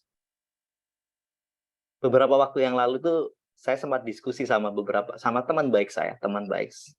Saya mengatakan bahwa saya itu, mohon maaf agak bukan bermaksud sombong teman-teman ya, tapi ini sesuatu yang benar-benar saya yakini dari dalam hati saya. Saya ngomong, saya tuh nggak mungkin melarat, nggak mungkin kekurangan. Karena apa? Saya punya Tuhan. Jadi saya selalu berkeyakinan berapapun banyak uang yang saya keluarkan, uang saya selalu lebih. Pengeluaran saya selalu lebih kecil dari pemasukan saya. Itu adalah dua prinsip yang benar-benar saya pegang kuat. Sehingga apa? Ketika saya mengeluarkan uang dan memang harusnya dikeluarkan karena kebutuhan, maka saya berusaha untuk bersyukur, makasih ya Allah gitu. Uang ini sudah memberi manfaat untuk saya. Ketika bayar listrik, makasih karena uang ini telah membuat saya mendapatkan fasilitas listrik, fasilitas internet. Karena uang itu sebenarnya nggak berguna. Kapan uang itu berguna? Ketika dia berubah dalam bentuk yang kita butuhkan. Ketika berubah jadi makanan, ketika berubah jadi listrik, ketika berubah jadi motor, berubah jadi mobil, ketika berubah jadi jasa wifi. Di titik itulah uang itu bermanfaat. Uang itu nggak bikin kenyang, yang bikin kenyang adalah nasi, makanan. Walaupun memang untuk menghadirkan nasi dan makanan itu kita butuh uang. Maka uang adalah alat bantu.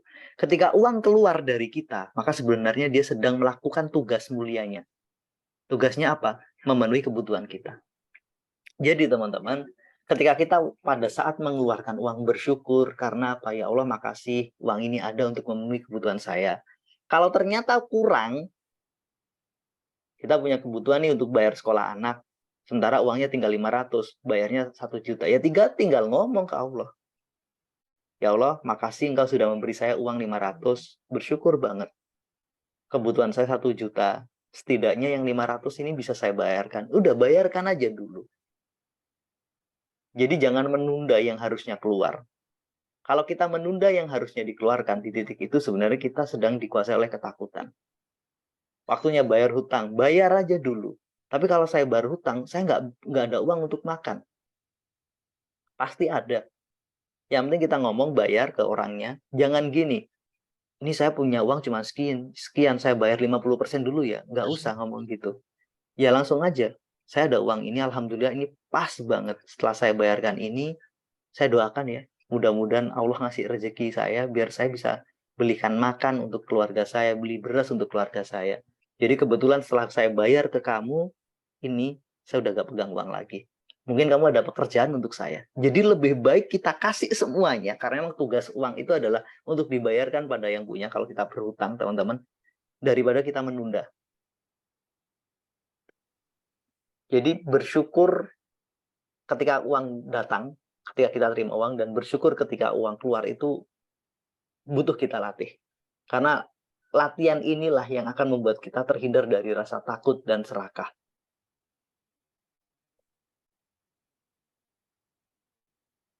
Kemudian apalagi yang harus kita lakukan? Perbaiki keyakinan kita terhadap Tuhan, teman-teman. Kita percaya bahwa selalu ada rahasia besar yang kita ambil dari setiap masa lalu. Saya sampai ada pada satu fase penolakan itu adalah cara Tuhan menjaga saya. Saya pernah ada di titik itu. Ketika saya lagi menawarkan sesuatu dan saya ditolak, ya sudah. Ini adalah cara Tuhan menjaga saya. Karena Tuhan pasti akan menyiapkan yang jauh lebih baik. Atau ini adalah cara Tuhan mengajarkan saya tentang sesuatu. Jadi setiap kegagalan, penolakan, hal negatif, jangan kita sesali, tapi yuk pakai persepsi yang lain. Inilah cara Tuhan mengajarkan sesuatu pada saya. Kita lihat itu sebagai pelajaran. Karena begini, ya Senin yang lalu kayaknya saya diskusi dengan seseorang juga, dia bertanya. Saya menyampaikan, dalam proses belajar itu kita bisa belajar pada orang lain, pada pengalaman dia. pada experience dia. Kemudian dari experience dan cerita itulah kemudian kita belajar. Dia akan ngasih advice kepada kita, nasihat pada kita berdasarkan pengalaman dia, berdasarkan pengetahuan dia. Atau kita akan langsung diajarkan oleh Tuhan. Maksudnya gimana? Lewat kegagalan. Lewat hal negatif. Itulah hikmah. Ketika kita salah ambil keputusan dan hasilnya seperti ini, tanya, pelajarannya apa? Hal positif apa yang bisa saya ambil? Apa hal baik yang bisa saya dapatkan dari ini semua? Saya tahu ini nggak mudah, teman-teman. Ini butuh proses, ini butuh berlatih. Tapi setidaknya minimal kesadaran dan pengetahuan ini kita jaga. Karena dengan kita memperbaiki keyakinan terhadap Tuhan, penyesalan itu akan bisa kita kompromikan. Daripada kita terus menyesal dan menyalahkan diri sendiri, itu artinya kita sedang tidak ikhlas terhadap keputusan Sang Pencipta. Jadi mengatasi rasa bersalah itu dan takut ada di sini. Kenapa takut bisa kita perbaiki itu tadi? Seperti keyakinan saya bahwa saya itu nggak mungkin melarat. Saya nggak mungkin miskin karena saya punya Tuhan. Itu yang membuat saya yakin dan berapapun kondisi finansial saya selalu percaya pasti ada solusi. Kalau memang bertemu dengan kesulitan. Kalau bertemu dengan keinginan, pasti akan dicukupkan. Tugas saya adalah memperjuangkannya. Ketika perjuangan saya sudah ada pada batas titik tertingginya, ya saya tinggal berserah. Ketika menghadapi hal-hal yang kondisinya tidak menyenangkan, pada titik itulah sebenarnya perjuangan kita. Untuk menjadi lebih baik. Untuk mendapatkan keyakinan yang lebih baik terhadap Sang Pencipta. Oke teman-teman, jadi dua hal ini yang secara teoritis bisa kita lakukan, bahwa bersyukur dan memperbaiki keyakinan kita terhadap Tuhan, itulah sesuatu yang sangat luar biasa.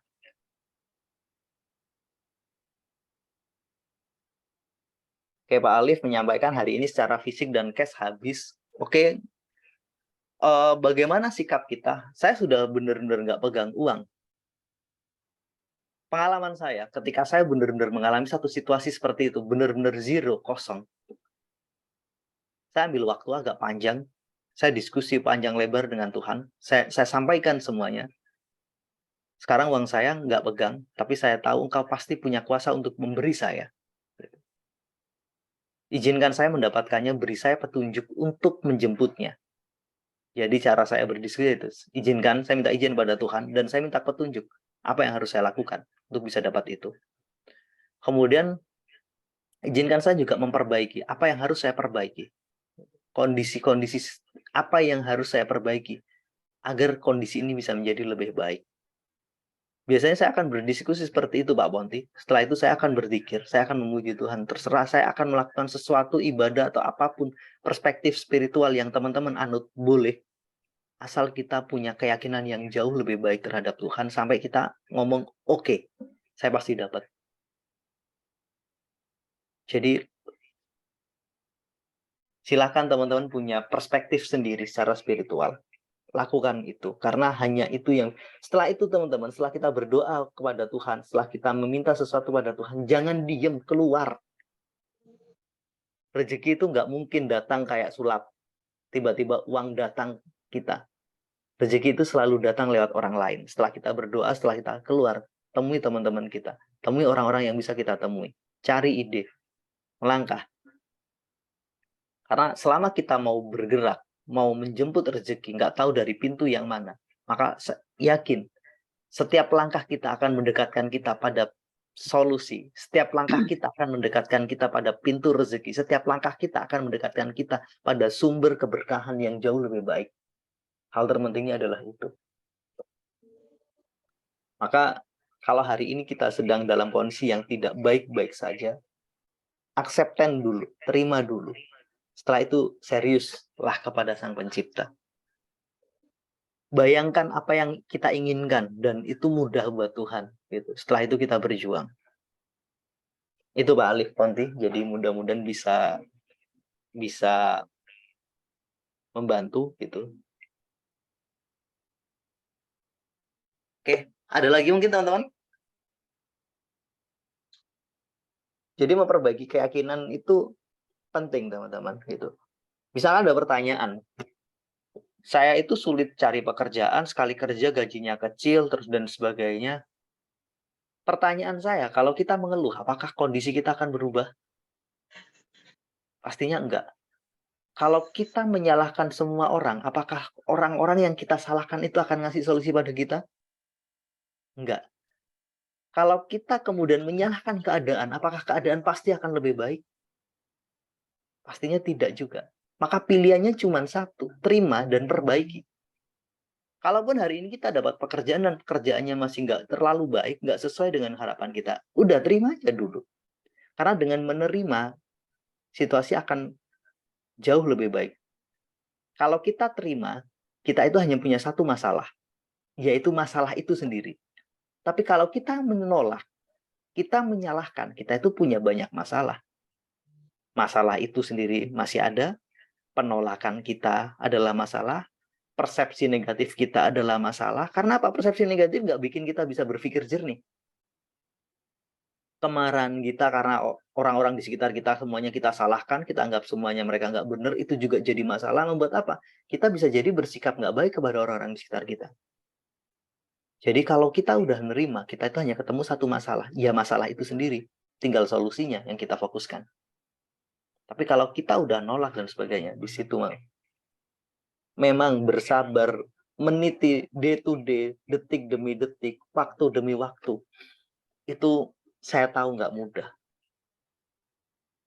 Hampir 2 minggu terakhir ini, saya benar-benar berkutat dengan satu situasi yang sangat tidak saya sukai. Di sesi berikutnya mungkin saya akan membahas tentang dimensi-dimensi kesadaran gitu. Mungkin saya akan membahas kelas ini di part yang lain gitu dengan teman-teman yang sudah pernah ikut program saya. Jadi biar teman-teman dapat, karena kebetulan saya sedang mengalami itu dan mungkin dengan saya berbagi pada teman-teman, kita bisa saling menguatkan gitu. Jadi pada satu titik apa yang kita benci itu menjadi ujian kita. Tidak sekedar apa yang kita sukai juga yang jadi ujian kita. Jadi kadang kita akan dihadapkan pada satu situasi di mana sebenarnya kita menghindarinya. Kita nggak pingin melalui itu, tapi kita terpaksa melaluinya. Maka pilihan kita cuma satu, hadapi saja. Karena pada saat kita bisa menghadapinya, kita akan naik satu level. Bahkan lebih. Itu adalah cara Tuhan mengajari kita. Sekali lagi, kita bisa belajar pada orang lain, pada pengalaman mereka. Atau kita belajar dari kegagalan kita. Belajar dari kesalahan kita. Ketika kita belajar dari kegagalan dan kesalahan, sebenarnya kita sedang diajari secara langsung oleh Tuhan lewat realitas yang dihadirkan pada kita. Walaupun memang semuanya tetap sama sih, Tuhan yang ngajarkan lewat orang, lewat peristiwa, lewat apapun.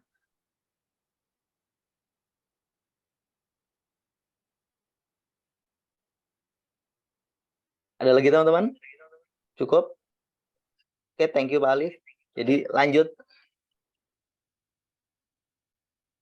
So, kemudian apa dampaknya? Ketika kita nanya apa dampaknya vibrasi yang negatif itu terus kita bawa, kita kembali ke sini lagi teman-teman.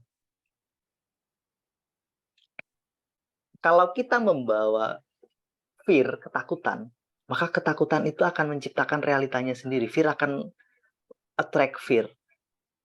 Kemudian kalau kita berada di lingkungan yang hedon, maka vibrasi hedonis itu akan teresonansi pada kita. Kita juga akan ikut melakukannya.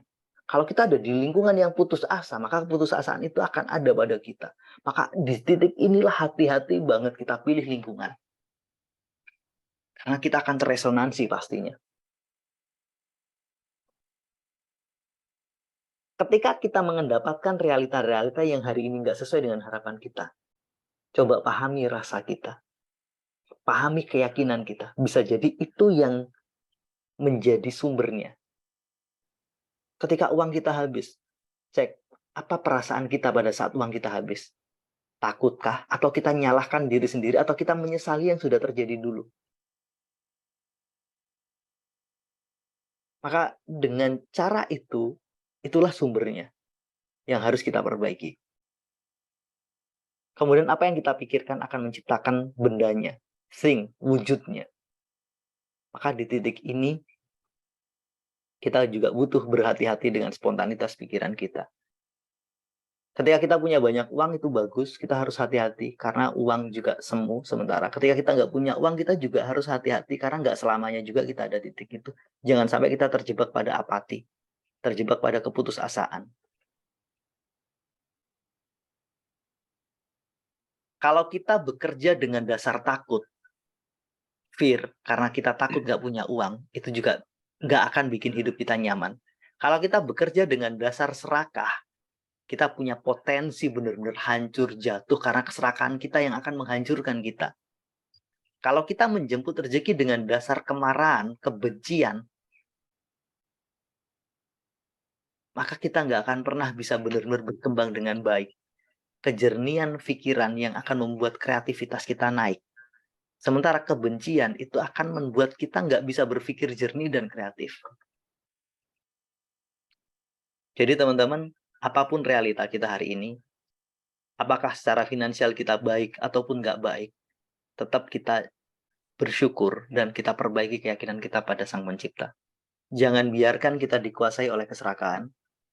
Gitu. Karena keserakahan membuat kita merasa selalu kurang. Juga jangan biarkan kita selalu merasa menyesal dengan keputusan-keputusan kita. Ada pengulangan yang mungkin terjadi kalau penyesalan itu nggak kita damaikan. Kalau teman-teman bisa menertawakan diri sendiri, itu adalah cara berdamai terbaik. Maka sebenarnya teman-teman kalau melihat cerita-cerita para stand-up komedian yang mereka menertawakan hidup mereka, itu adalah cara terbaik berdamai dan akseptan dengan diri. Itu keren sih. Boleh teman-teman coba dengan melihat masa lalu dan menertawakannya. Kalau sudah bisa menertawakannya, itu bagus. Kita sudah bisa berdamai. Fear juga jangan biarkan uang membuat kita terpenjara dengan ketakutan. Kalau kita punya banyak uang tapi isinya takut, akhirnya apa? Kita jadi orang yang sangat-sangat pelit. Kita jadi orang yang nggak nyaman dengan uang kita. Bahkan untuk belanja saja nggak berani. Saya punya teman, tapi beliau sudah dipanggil oleh Allah gitu. Mudah-mudahan semua amal ibadahnya diterima. Dia pekerja keras, uangnya banyak, tapi untuk have fun aja nggak pernah sama sekali. Mau beli sesuatu saya mikir kamu punya uang banyak terus buat apa? Saya gitu kan.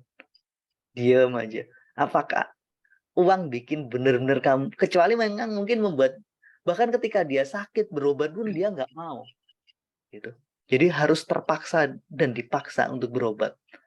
Saya pada titik itu belajar banyak. Iya ya, kalau kita terlalu takut uang kita habis, sehingga kita nggak bisa menggunakan untuk sesuatu yang harusnya digunakan. Uang itu kan alat bantu, teman-teman. Alat bantu untuk kita menjalani hidup yang lebih mudah, lebih nyaman. Bukan mempersulit diri.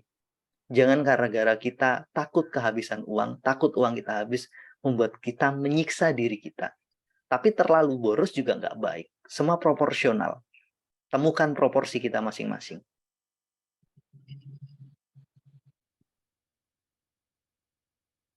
Oke, terakhir teman-teman, saya ingin menyampaikan sebuah pengumuman sebelum saya akhiri kelas ini. Di bulan Juli besok, insya Allah tanggal 8, Ruang Belajar mengadakan satu kelas yang bertajuk Financial Transformasi. Gitu. Apa sih kelas ini? Gitu. 3 hal ini yang akan kita pelajari, teman-teman. Kita akan belajar tentang bagaimana mengupgrade rasionalitas kita tentang uang. Jadi kita memperbaiki pengetahuan finansial kita. Bagaimana cara mengelola uang yang proporsional. Kemudian kita akan memperbaiki aspek emosi kita, rasa kita. Kita akan belajar melakukan self-healing, kemudian self-hypnotherapy yang bertujuan untuk melakukan reprogramming, memprogram ulang pikiran bawah sadar kita. Kita juga akan memperbaiki keyakinan kita. Jadi 3 hal ini, rasionalitas kita, emosi kita, dan keyakinan kita. Ini yang akan kita bahas bareng-bareng. Kalau biasanya kita hanya belajar perencanaan keuangan, benar-benar pure, murni dari rasionalitas uang kita. Kadang kita hanya fokus belajar pada bagaimana memperbaiki mentalitas dan emosi kita. Atau kadang buat teman-teman yang tertarik belajar tentang kuantum, LOA, dan sebagainya juga hanya belajar ini. Maka di kelas ini 3-tiganya kita gabungkan.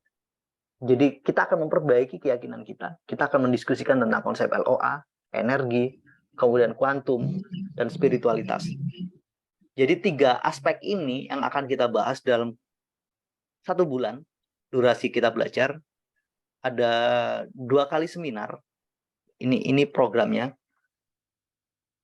Pengetahuan keuangan, jadi kita akan membahas perencanaan keuangan, kurang lebih sekitar 25% proporsi materinya.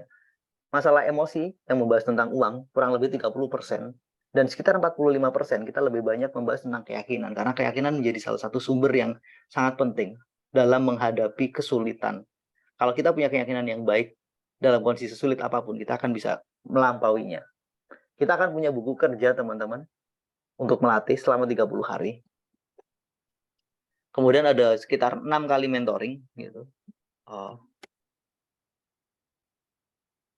Jadi 2 hari seminar, kita ada full seminar hari Minggu. Jadi saya mengundang buat teman-teman yang punya waktu, punya kesempatan bergabung di sini. Tanggal 8 kita mulai, teman-teman, di hari Minggu bulan Juli. Jadi sekitar berapa? 10 hari lagi. Sekitar 8-9 hari lagi. So, buat teman-teman yang mungkin punya waktu, pengen belajar bareng-bareng, kita menekuni dan mendalami materi yang lebih deep lagi, lebih dalam lagi, silahkan bergabung. Buat teman-teman yang sudah pernah ikut kelas mental block terapi, saya menyarankan ikut program ini karena ini adalah pelengkapnya. Mental block adalah pondasinya, maka ini adalah kemudian tiang-tiang penyangganya yang akan membuat kita mendapatkan gambaran yang lebih komprehensif tentang bagaimana memperbaiki diri kita. Oke. Thank you teman-teman buat yang sudah bergabung. Kalau ada pertanyaan boleh. Terakhir.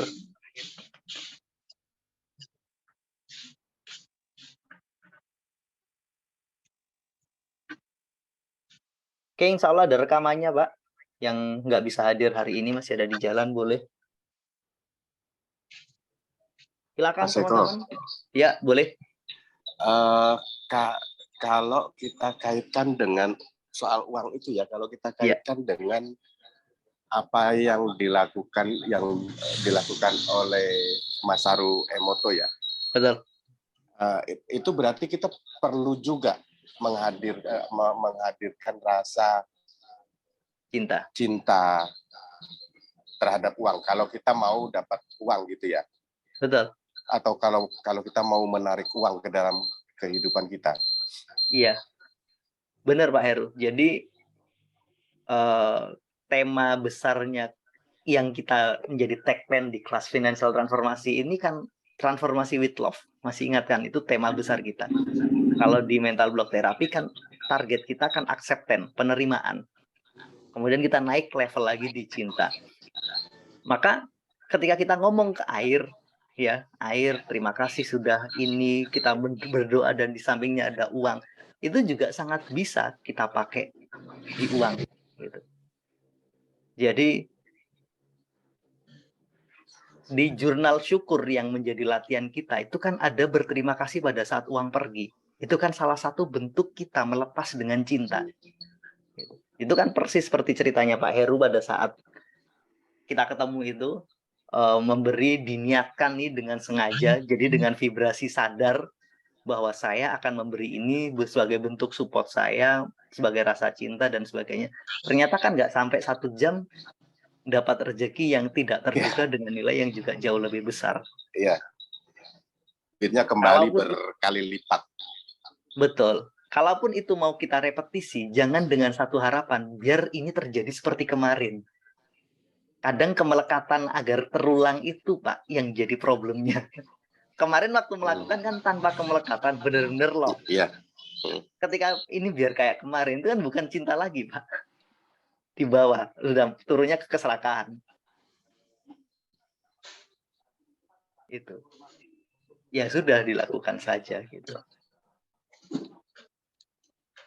Mungkin kita akan membahas sesi ini, Pak, mendalami ini nanti. Kebetulan di materi yang financial transformasi ini kan banyak perbaikan yang saya lakukan. Kita akan membahas ini lebih detail nanti di materi itu, gitu. Artinya kemarin kita belajar, kemudian Pak Heru sudah banyak mempraktekkan, itu saja kan sudah secara ini mendapatkan manfaatnya, kenyamanannya ketika berinteraksi dengan uang kan jauh lebih baik kan Pak Heru.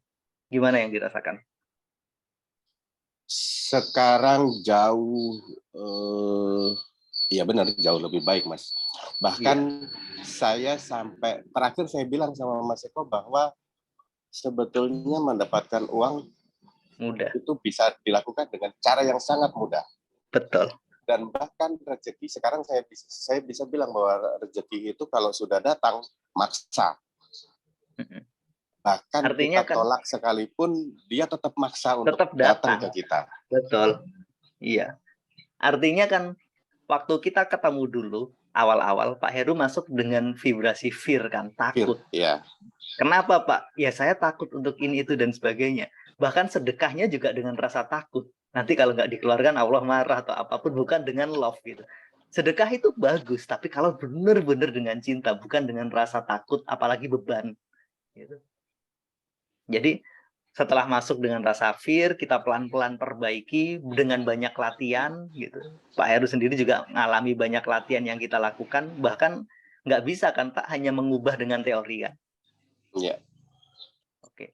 Jadi perubahan itulah yang akhirnya sekarang mendapatkan rasa yang jauh lebih real, lebih natural, lebih disadari, sehingga ya nyaman tadi. Makanya kan tadi saya cerita, saya itu nggak mungkin miskin gitu. Karena ya pastilah dapat gitu. Nggak tahu bagaimana caranya. Dipraktekin aja Pak yang dilakukan Masaru Emoto itu, yang ke air. Ya, sudah. Itu sudah saya praktekkan di raket yang pernah saya cerita itu, Mas. Iya. Artinya kadang itu Tuhan ngajari kita secara nggak sengaja, Pak. Lewat satu peristiwa kayak gitu, Pak Heru kan punya ide, ini saya gini kan, berhasil. Ya itu tinggal kita duplikasi. Ingat, jangan melekat. Ya. Prinsip Kuncinya di dasarnya situ ya, itu. kemelekatan.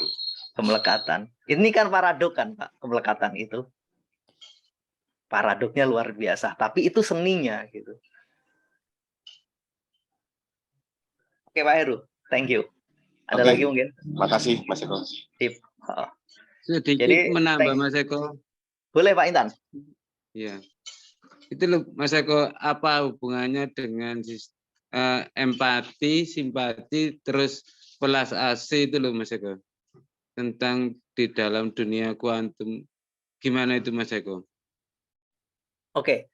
Titik tertingginya adalah welas asih, Pak ya. Gitu. Iya. Empati dan simpati itu level sebelum kita naik ke welas asih. Simpati itu kita, kalau empati kita merasakan apa yang dia rasakan. Kita seolah-olah bertukar peran gitu. Mohon saya dikoreksi kalau bolak-balik. Kalau simpati kita memberikan rasa kita, memberikan perhatian kita pada dia. Jadi dimulai dari kita merasakan, bertukar peran dulu. Oh dia kayak gini, mungkin dia gini. Jadi kita mencoba menjadi dia. Setelah kita paham kondisi dia, kita memberikan perhatian. Itulah simpati. Dimulai dari empati, kemudian simpati, naik ke welas asih. Artinya ketika kita memberi perhatian, benar-benar dengan rasa cinta yang sangat tulus. Rasa yang dalam. Bedanya apa welas asih, empati, dan kenapa welas asih itu ada di level yang lebih tinggi? Karena ketika kita hanya kejebak di empati, kita itu ada di sini, Pak. Sebentar.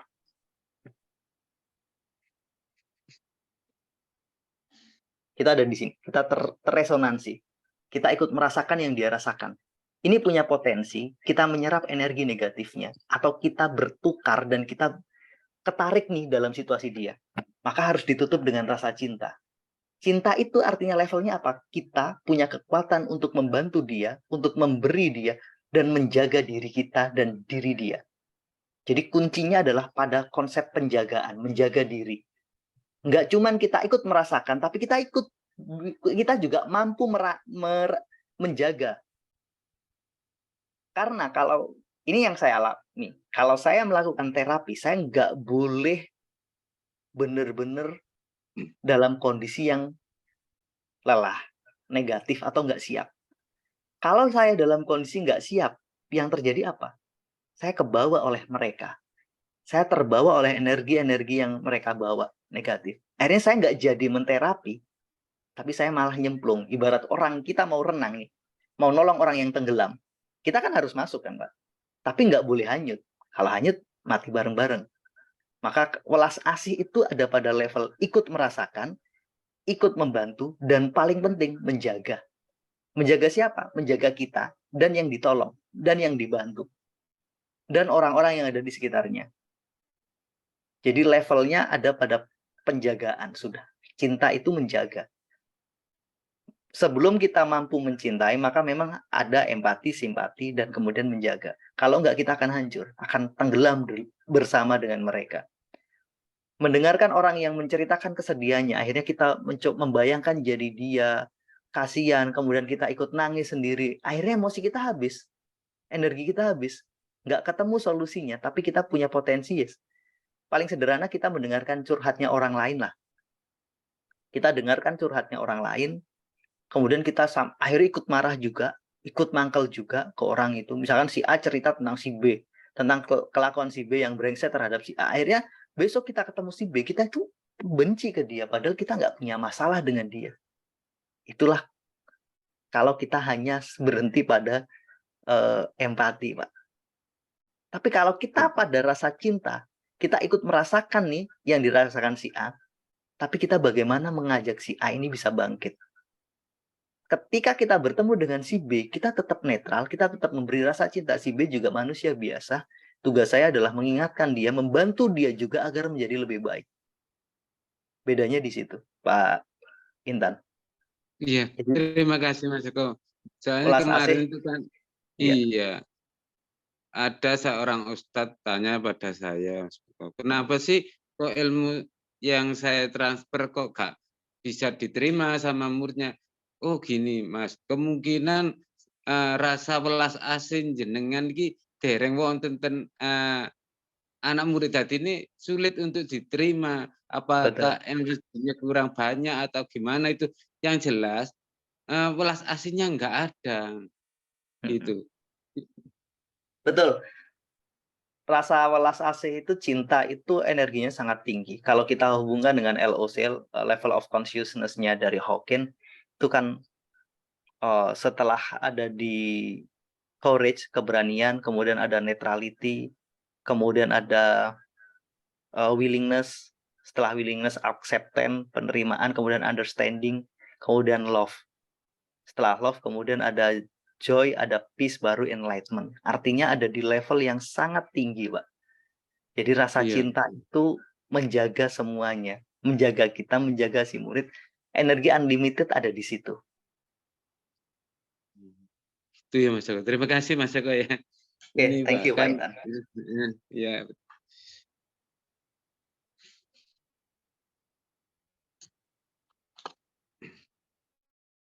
Cukup teman-teman. Terima kasih buat teman-teman yang sudah bergabung. Sebentar saya cek lagi di kolom komentar.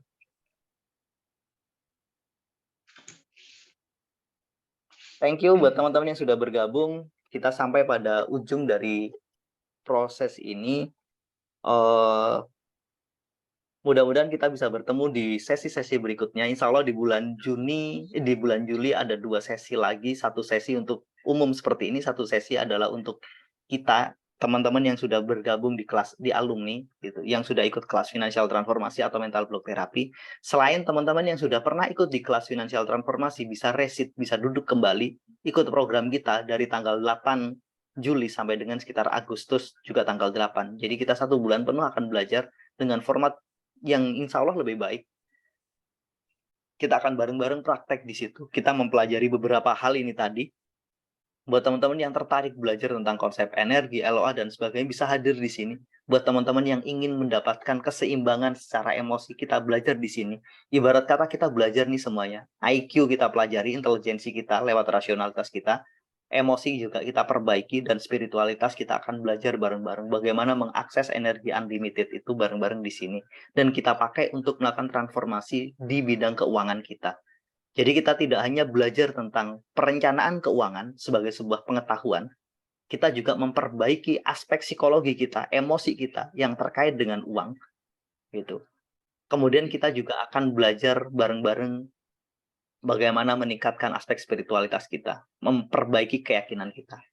Thank you buat semuanya.